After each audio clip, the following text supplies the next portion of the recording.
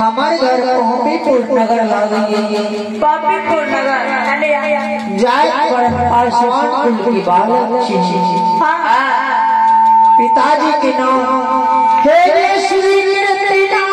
पासवान ला गई है। मैं बदलवी के नाम रंभावती पर सखियां लगी है।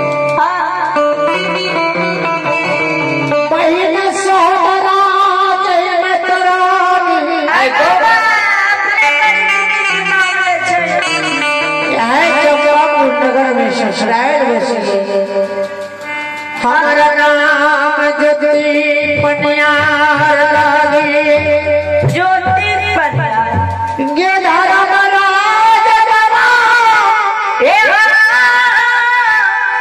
बहन हमरा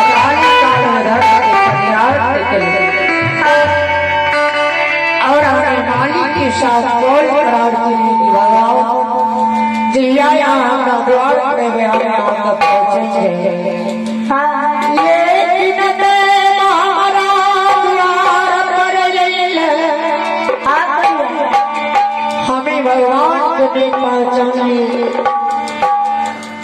दैव की चूक में तने का सीख के लिए वही ये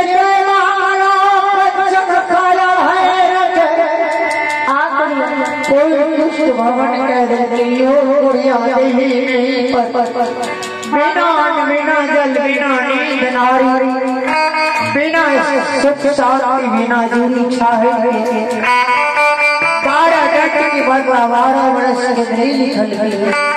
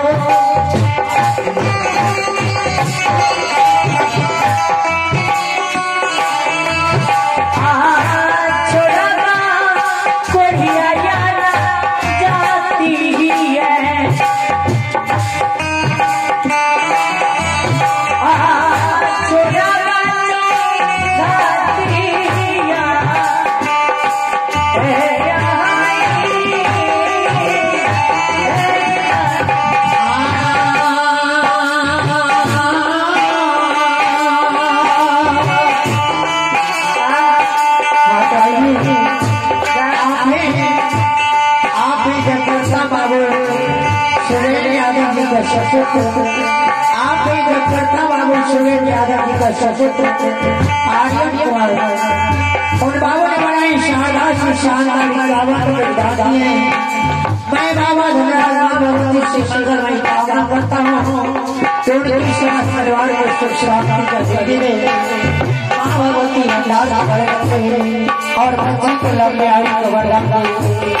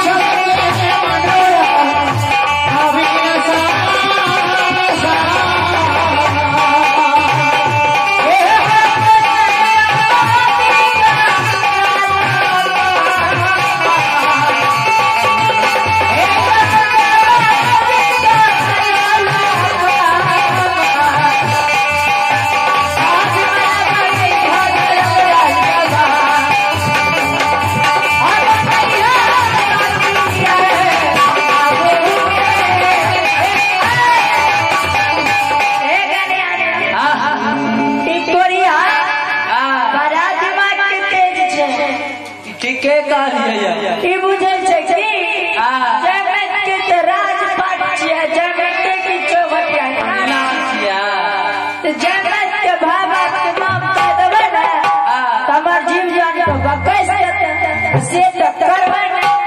है कोरिया जैनी हमरा घलिया में पानी रहे ओनी तू घलिया में पानी दे दो, जैनी किनार में पानी दे दे, नहीं तो कोरिया मारता है उहन से पीट चावता है। आए हैं धर्मराज बाबा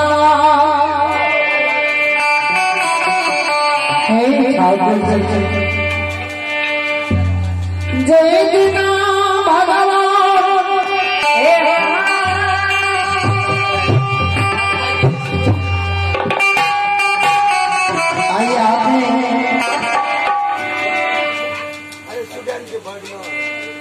आइए आपने सुबेर बाबू के भगना बड़ा ही शानदार बाबा धनराज के चरणों में 21 गान है। बाबा धनराज बाबावती से मंगलमय कामना करता हूँ कि उन बच्चे को सुख शांति का जिंदगी दे और लंबे आयु का वरदान दे।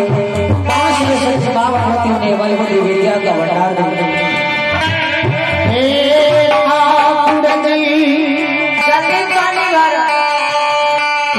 भगवान हमारे शरीर पौंपी में है